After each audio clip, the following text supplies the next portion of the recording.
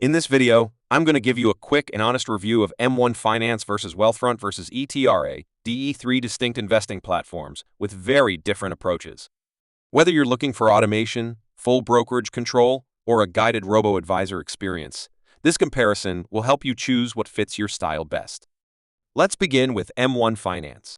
M1 Finance stands out because it blends automation with self-direction. You build a portfolio made up of stocks and ETFs with assigned percentages, and M1 automatically invests your deposits and steers your allocations toward those targets. There's no advisory fee on the basic platform. M1 supports fractional shares, so that even with smaller amounts, you can own parts of high-priced stocks. For long-term investors who want to set it and forget it, but still maintain some control, M1 is a strong choice. That said, M1 lacks some features. It doesn't offer extensive goal planning tools, full tax loss harvesting for everyone, or the range of investment products some full brokers provide. Next up is Wealthfront. Wealthfront is more of a classic robo-advisor.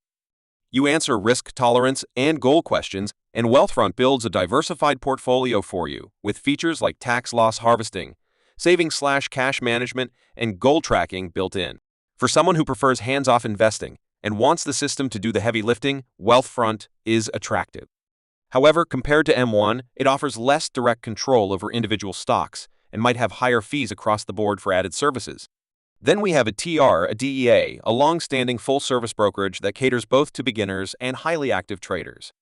ETRADE offers stocks, ETFs, mutual funds, options, futures, bonds, retirement accounts, checking/savings integrations, you name it. If you want maximum flexibility, full product selection, robust research tools, and the ability to trade actively, ETRADE is a powerful platform. That said, for someone who just wants simplicity or minimal maintenance, it may feel overwhelming. And if your primary goal is automation with minimal input, one of the robo/advisor style platforms might serve you better. Optimized portfolio. So how do you pick among them? If your focus is customization plus automation, you know what you want. You want control, but like the idea of automatic investing and rebalancing, M1 Finance is likely your best fit.